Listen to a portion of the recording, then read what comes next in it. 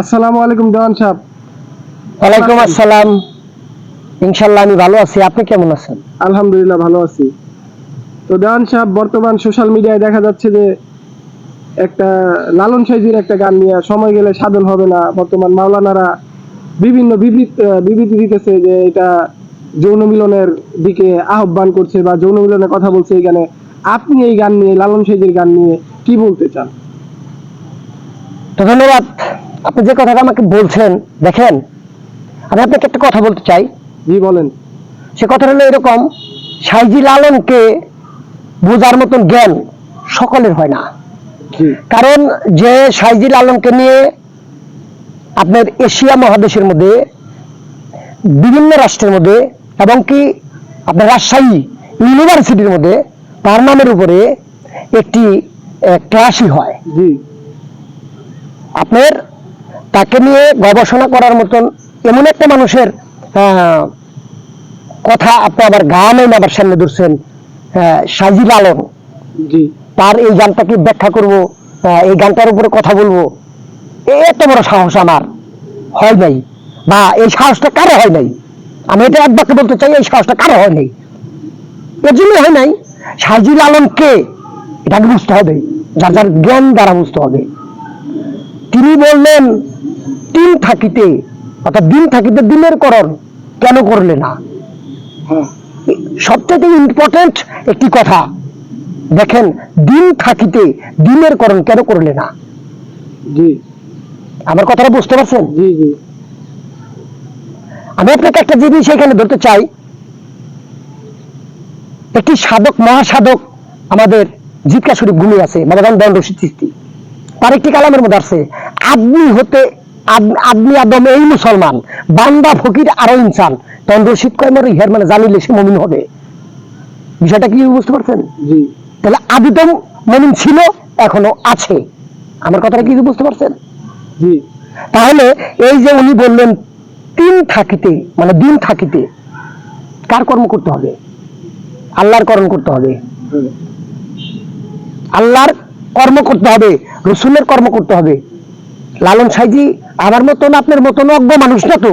জি তার মুখ দেখি গাল যায়, গাল দিয়ে মাসি যায়? না সাইজির মুখ দেখি গাল দিয়ে মাসি যায়? সাইজি কিন্তু আলাদা একটা বিষয়। সাইজি তিনি আলাদা একটা বিষয়, তাকে নিয়ে উল্টাপাল্টা বলবেই, বলার পিছনে তাদের কারণ আছে। এটা একটা কুচক্র, আমি বলতে চাই এটা একটা কুচক্র। জি বিষয়টা আমার বুঝতে পারছেন? জি জি সাইজি, লালন সাইজির যিনি গুরুদেব, তিনি বললেন, সিরাজ সাইজি তিনি বললেন যে আমার লালনকে যদি কেউ বুঝিতে চায়, জি যদি কেউ জানিতে চায়, কেউ বুঝতে চায়, লালনকে চিনতে চায়, তাহলে আরেকটি লালন তার সামনে ধারণ করতে হবে। তাহলে এই কথা থেকে আপনি বুঝেন না যে লালনকে যদি চিনতে চায় তাহলে আরেকটা লালনের দরকার। জি তো তাই যদি হয় তাহলে আমার মতন গন্ডমূর্খ তো এই কথাই বলবে। জি আমি আমার কথা বলতে চাই না, আমি নিজের কথাই বলি। আমার মতন গন্ডমূর্খ সে তাই কথাই বলবে, বিভ্রান্তির মধ্যে তো রাখবে। জি জি লালনকে বুঝতে হবে। দেখেন একটা হিসাব দেয় আমি আপনাকে, আল্লাহ, মোহাম্মদ, আদম, এখানে কয়জন হয়েছে? তিনজন না? তিনজন। জি তাহলে এইখানে লালন সাইজি বললেন কি তিনের করণ। তিন থাকিতে, দিন থাকিতে তিনের করণ করো। আর অর্থাৎ এই তিনের হিসাবটা কি বুঝাইছে? আর এই কথাটাকে নিয়ে তারা হলো বিভ্রান্তির মধ্যে মানুষকে ফেলে দিচ্ছে। বিষয়টা আমিও দেখছি কালকে। জি আপনার যে হলো তিনি আমাদের স্কলারের মধ্যে বড় একজন মাওলানা, তিনি এই গানটাকে বিভ্রান্তির মধ্যে ফেলে দিছে। জি তো বিষয়টা হলো, আমি বলতে চাই, এইভাবে বলতে চাই, সাইজি লালনকে বোঝার মতন জ্ঞান সকলে রাখে না। এ কথাটা আমি একেবারে সৎসাহস জোর দিয়ে আমি আপনাকে বলতে পারি বা বললাম। জি সাইজি লালনকে বোঝার মতন ক্ষমতা কারো নাই। লালনকে বিষয়টাকে বুঝতে হবে। লালন কিন্তু চারটিখানি বিষয় নয়। জি যাকে নিয়ে, অর্থাৎ আপনার যে হলো একটি বিষয় আপনি লক্ষ্য করেন, দেখেন যাকে নিয়ে বহির্বিশ্বের মধ্যে যে সাইজি লালনকে নিয়ে তুলপাল হচ্ছে, তার নিয়ে আপনার রাজশাহী ইউনিভার্সিটির মধ্যে তাকে নিয়ে একটা ক্লাস হচ্ছে, একটা কলেজের মাধ্যমে। আচ্ছা, উনি যদি ছোটখাটো মানুষ হইতেন, যদি অজ্ঞ একজন মানুষ হইতেন, তাকে নাকি কলেজের মধ্যে কি কোনোদিন এই হয় নাকি? না ভারত উপমহাদেশের মধ্যে বড় বড় রাষ্ট্রের যে লালনকে নিয়ে তারা গবেষণা করতেছে, ডিগ্রি নিতেছে, লালনের উপর ডিগ্রি নিতেছে, লালনের উপর পিএইচডি নিচ্ছে। সে কি আমার মতো মাথা মোটা নাকি? আপনি কি এটা বলতে চান নাকি? না না না, আমার বোধগম্যে আসে না, আমার মেয়ে তার মধ্যে ধরে না এরা এরা কি খেয়ে লেখাপড়া করছে, আমার এদের মাথায় ধরে না। আমি তাদেরকে মন্দ বলতেছি না, আমি তাদেরকে মন্দ বলতেছি না, আমি তাদেরকে খারাপ বলতেছি না। এই খারাপ বলার অধিকার আমার নাই। কারণ আল্লাহ তাআলা বলছেন গীবতকারীকে আমি আল্লাহ তাআলা পছন্দ করি না, আর এবং কি গীবত যে করিবে তাহাকে আমি আল্লাহ তাআলা জান্নাতের মধ্যে নিক্ষেপ করিব, জান্নাতও পাবে না। কিন্তু আমার কথা নয়, কিন্তু আল্লাহ তাআলা পবিত্র কোরআন শরীফের মধ্যে বলছে কি গীবতকারীকে আল্লাহ তাআলা নিজেও দেখতে পারে না। আমার ভাষাটা বুঝতে পারছেন? জি জি আল্লাহ তাআলা গীবতকারীকে দেখতে পারে না, তো সাইজিকে নিয়ে তো গীবত করা হচ্ছে। জি। তো তারা আবার বড় বড় স্কলার। ধর্ম কি? এই ধর্মটা কি এদিকে বুঝি না এখনো আমরা, বিশেষ করে আমি আমার কথা বলতে চাই না, আমি আমার কথা বলি।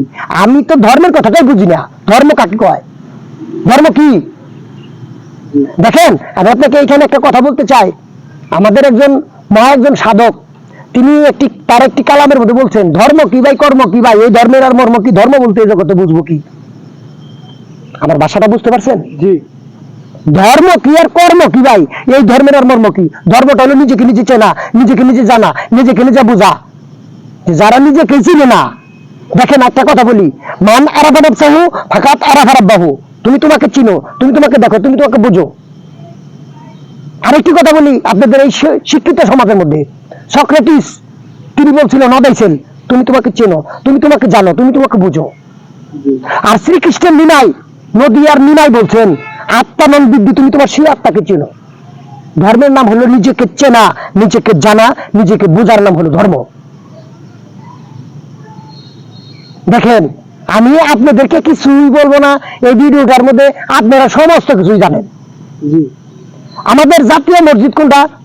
বাইতুল মুকাররম। আমি ভুল বলতেছি? না না না। এটার ভিতরে কিছুদিন আগে আপনারা দেখেন নাই? জি দেখেছি। না এটা কি আমার কথা? না না না। সারা বিশ্বে দেখছে, কিন্তু এটা কিন্তু আমাদের জাতীয় সম্পদ। জি এটার ভিতরে ঝগড়া। তারপরে আমাদের হইলো বিশ্ব ইজতিমা, জি তাই কিনা? জি জি জি তো বিশ্ব ইজতিমা যদি হয়ে থাকে সেটার মধ্যে কিন্তু রক্তপাত হয়েছে। জি কি নিয়ে রক্তপাত হইলো? সাত গ্রুপ আর জুবাইর গ্রুপ, জি। না বললাম? না না। দুই গ্রুপে ঝগড়া করে রক্তপাত হইলো। ইসলাম কি রক্তপাত চায়? ইসলাম কি? আমাকে বলেন। ইসলাম শান্তি। ইসলাম চায় শান্তি। ইসলাম শান্তি ধর্ম। তাহলে যে ধর্মের মধ্যে রাহাদানি কাটাকাটি, রাহাদানি হুড়াহুড়ি মারামারি, হ্যাঁ, এই ধর্মের মানুষ আবার তারা এই ধর্ম প্রচার করতেছে লালন সাইজিরে নিয়ে। চিন্তা করেন, আল্লাহ বুঝেন। আমি কিছু কইতে চাইতে, আমি আপনাদেরকে কিছু বলবো না। জি আমার ভাষাটা বুঝতে পারছেন? জি জি তারা লালনটা কি বুঝবে? দেখেন একটা কথা কই, যারা আমরা অলি আল্লাহতে সমর্পিত, যারা গুরুত্বে সমর্পিত, তাদের হাত এরকম হয়, তাদের হাতের মধ্যে লাঠি উঠে না, তারা কাউকে আঘাত করতে পারে না, আঘাত খায়, বরঞ্চ তারা আঘাত করে না। জি।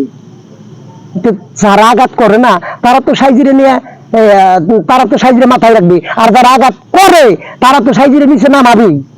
আমার বিষয়টা বুঝতে পারছেন? জি সাইজিকে বোঝা অত সহজ না। সাইজি লালন, আমি আপনাকে বলতে চাই, সাইজি লালন এমন একজন মানুষ, এমন একজন বিষয় যে যেরকম আয়না ছাড়া নিজের রূপ দেখা যায় না, ঠিক তদ্রূপ একজন সাইজি লালনকে ছাড়া আরেকজন লালনকে চেনা সম্ভব না। এটা কোথায় পাইবেন আপনি? আবার দেখেন এদের কথার মধ্যে আমি আরেকটা কথা বলতে চাই। উনি বললেন কি, আল্লাহ তাআলা পবিত্র কোরআন শরীফের মধ্যে বলছেন যে কি তোমরা কেউ মুসলমান না হয়ে কবরে আসিও না। মুসলমান শব্দের অর্থ কি? আত্মসমর্পণকারী। কার কাছে করবেন আত্মসমর্পণ? আল্লাহর কাছে করতে হইব। আল্লাহর কাছে। মুসলমান না হয়ে কবরে আসিও না, মুসলমান শব্দের অর্থ আত্মসমর্পণকারী। কার কাছে করবেন আত্মসমর্পণ? বলতেছে, এরা বলতেছে যে আল্লাহর কাছে করতে হবে। আল্লাহ তো আমরা দেখি নাই। দেখছি কারে? জন্ম নিয়ে পিতা মাতাকে দেখছি, মা বাবাকে দেখছি, নাকি ভুল বললাম? না। তাহলে দেখেন আমি অনেক কথা বলতে পারতাম। এখন বিষয়টা হলো কি, যে একটা খাবার হলো এরকম, আর একটা খাবার হলো এরকম। যারা অলি আল্লাহতে সমর্পিত তাদের কখনো হাত ওঠে না, হাত তাদের এরকম জোর হাত হয়। তারা কখনোই মানুষকে আঘাত করতে পারে না, মানুষের মধ্যে পরিচিত, অর্থাৎ আঘাতের মধ্যে তারা থাকে না, তারা থাকে জোর হাতের মধ্যে। এই বিষয়টা এইখানে। তো যাই হোক, আমার এই ভিডিওটার মধ্যে সাইজিকে নিয়ে বলার মতন শক্তি আমার নাই, তারপরে যতটুকু বললাম, যদি ভুল প্রান্তি হয়, ভুল অবশ্যই আমার হয়েছে, কারণ মানুষ মাত্রাই ভুল, ভুল করেন একমাত্র শয়তানে। তো আমার ভুলটাকে ক্ষমা করবেন। সকল সাধুগুরুর প্রতি ভক্তি জানাই। জয় গুরু। সকলে ভালো